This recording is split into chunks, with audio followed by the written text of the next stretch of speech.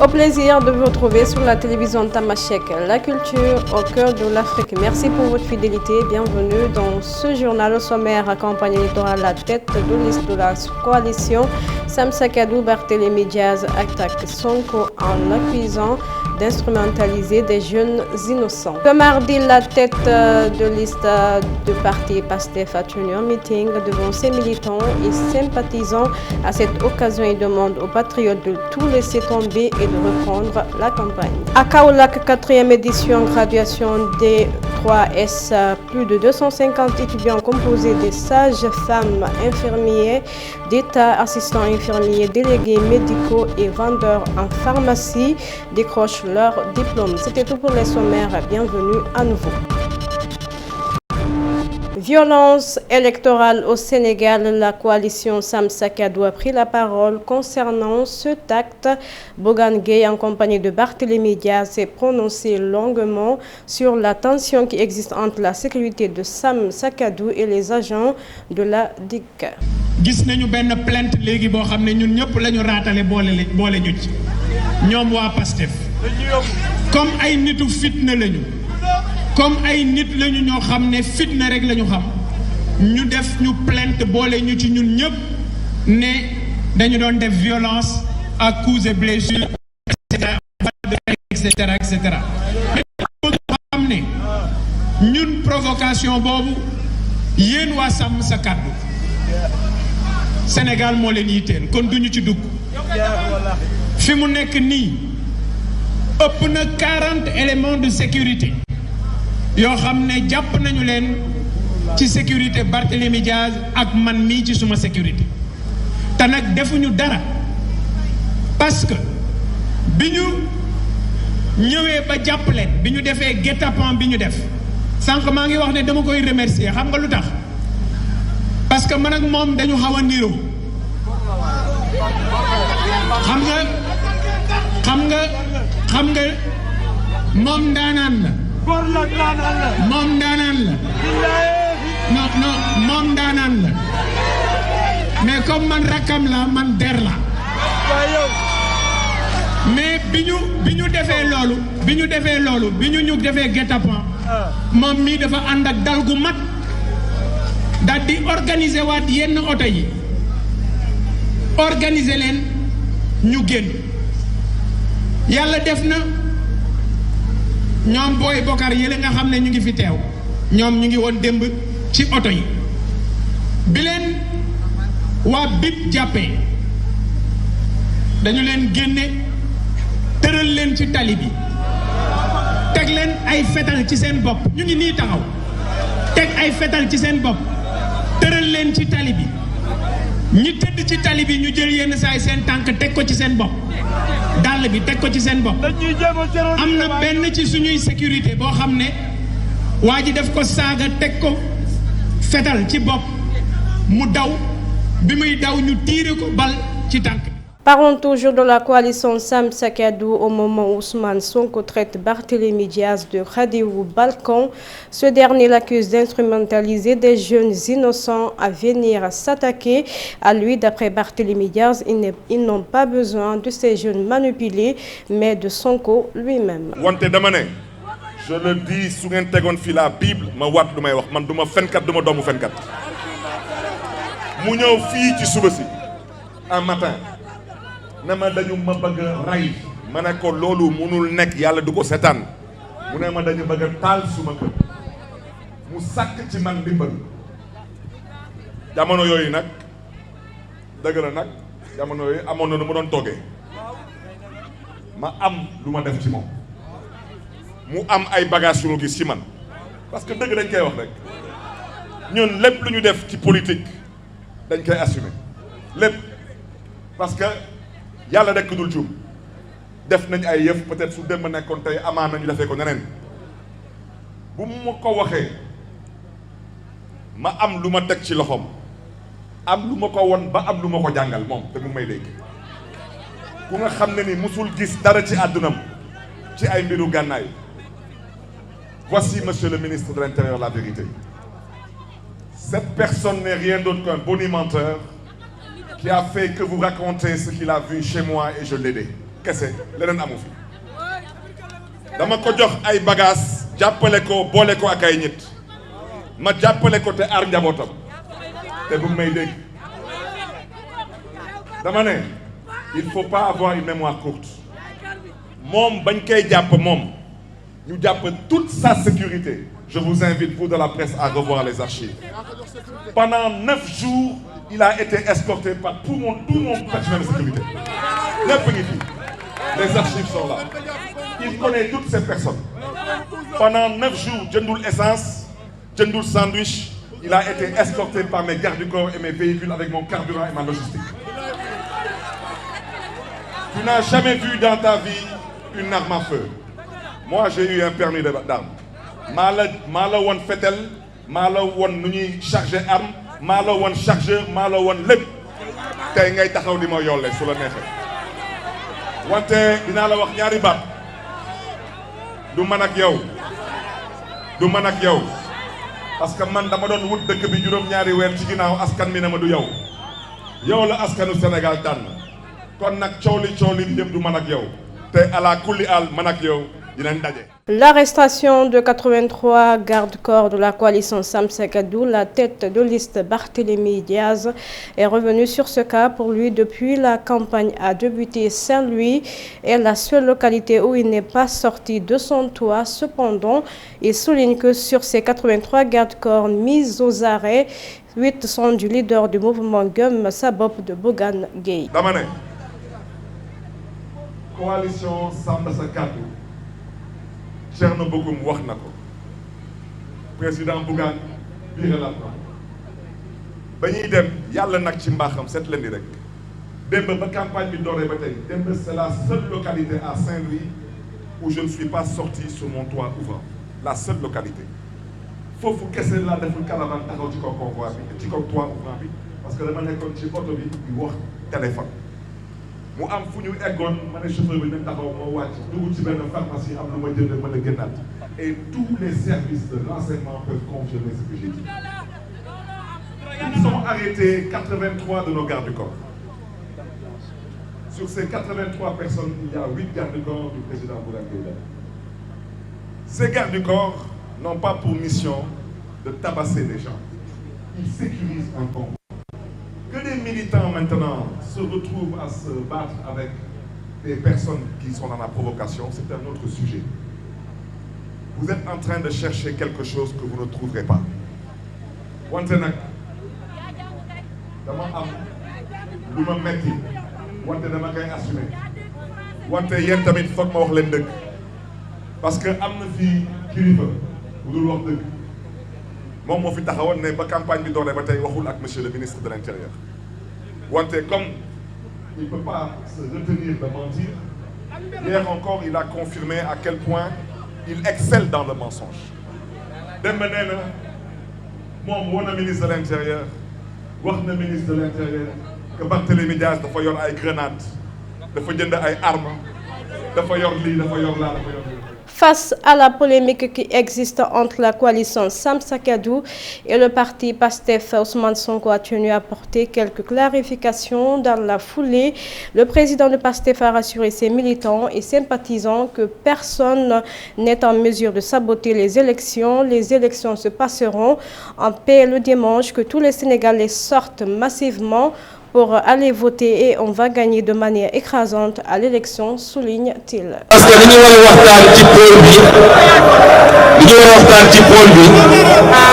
ëllëg ci meeting ba ñuy def fële stade Amadou Barry ji Guédiawaye nga xam ne mooy meetingu pôle bii di pôle Dakar boole les 5 départements de la région de Dakar inshallah fa lañ koy jógee waaye li ma bëgg a wax mooy dégg naa wax lu bëri diggante bi ak tey ñenn ñi nee nañu gaa yi xam nañ ni élection bi duñ ci am dara moo tax ñu bëgg koo saboter may dalal seen xel élection bii kenn mënu koo saboter élection bi dina am ci dimanche jàmm Sénégalais yi dinañ génn ko teg massivement et on va gagner de manière écrasante cette élection, inchallah. loolu na seen xel dal kenn mënul saboter élection bi ku ko bëgg a saboter gëm naa ne li ciy métti ci yow lay jóge waaye élection bi dina am lu mu amee muy benn ñaareel bi li ma wax démb li tax ma wax ko te waxee ko noonu amoon naa ci li ma jublu loolu ma ci jublu nag tey am naa ci résultat ndax li ñu def tey buñ ko teeloon def du ñu yegg si fii ndax diggante démb ci guddi à Thiès ak tey à Saint-Louis lu mat 70 Samba Boy yu àndoon ak ñooñu teg nañ leen loxo ba tey ñu ngi ci yoon ñu ngi ci loxo yoon man loolu laa demandé woon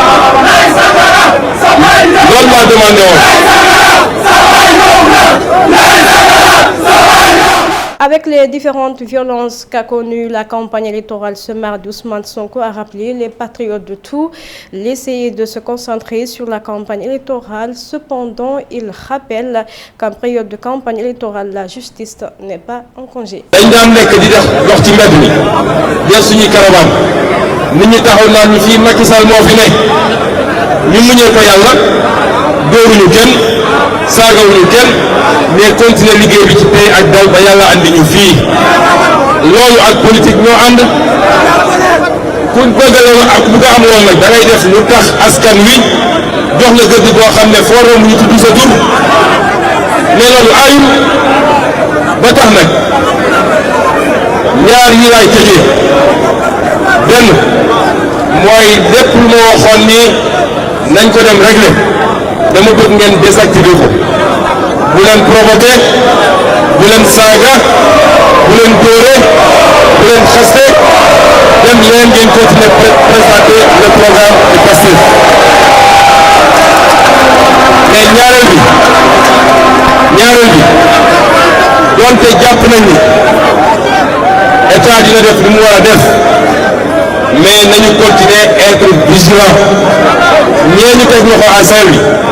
ñun ñëpp nañu teg suñu bët xool fan lay mujj may fàttali tout l'appareil judiciaire que en période électorale la justice n'est pas en congé tey même soo déposé plainte man mii en tant que premier ministre pourtant yoon dafa war a protéger parce que institution laa ci réew mi est-ce que bi Sénégal di Sénégal ba léegi mus ngeen dégg premier ministre bu ñuy saagee dañ may saagee et l'institution judiciaire ne réagit pas mais même soo man déposé na plainte mais ba léegi pour ñu dem jëli ñi nga xam ne ñoo def mu ne fal vidéo yi nekk fi sax defuñu ko moo tax ma ne leen nañu désactiver lépp mais qu'on reste vigilant di xool naka la ñuy traiter dossier yi. Lors de son passage à la SICAP Baobab, le leader de PASTEF n'a pas raté Barthélémy Diaz qui se prononce comme le propriétaire de ce quartier. Pour lui, Baobab n'est pas le titre foncier ou l'héritage de Barthélémy pour qu'il s'attaque au parti et à ses militants. École politique yoo xam ne warante dóorante gaañante loolu jeex na ci Sénégal kon yéen waa PASTEF lii mooy message ma leen délivré ma délivré leen ko fii parce que symboliquement il fallait ma ñëw ba fii wax ko fi symboliquement il fallait ma ñëw ba fii waa ji làqatu biir këram tëju nga xam ne fi mu ne nii ñemewul sax génn doxantu ñu délivrer un message de paix ne ko ñun yéenewuñu la dara lu bon waaye na nga nekk nit parce que boo nekkee leneen lu dul nit ñu traité la comme noonu te bëgguñu loolu ci yow bëgguñu ko seen njaboot Sénégal benn bopp la jàmm fi xaj nañu dem élection ci jàmm yëggale ko ci jàmm caravane bi nag mën nañ ko sax yemale fii parce que yéen da ngeen gagné ba noppi te suba xam ngeen ni journée bu gudd lay doon suba ñi nga war a commencé Sangalkam dellu si Kër Massar def Pikine teere ji Géejawaay ci terrain meeting bi gannaaw ëllëg ñu teel a xëy continuer dem def Vélingara def Médina Foura dugg Bignona man nag li ma jaaxal ci gars yi moom ren kenn demul Casamance nag dem campagne xam nga lu tax waaye nañu dem Casamance jàmm rek fa ne donte duñ fa am dara waaye nañu dem doxantu rek loolu yàqul dara ci campagne bi. Santé, dans ce journal, la 4e, 7e promotion des délégués médicaux, vendeurs en pharmacie et de la 3e et 4e promotion des sages femmes et infirmiers d'État de l'école Sine Saloum viennent de recevoir leur parchemin de fin de formation. En effet, ils sont plus de 250 étudiants qui ont bénéficié d'une formation de qualité en santé et prêts à affronter le marché du travail. Dans son discours, Dr Marie-Thérèse, vice-présidente Horizon Sahel, a félicité tous les étudiants pour les efforts fournis durant tout ce long de cursus. Merci pour tout ce travail que nous essayons de faire avec l'école 3S, mais avec le Sénégal, sur le volet scolaire notamment, puisque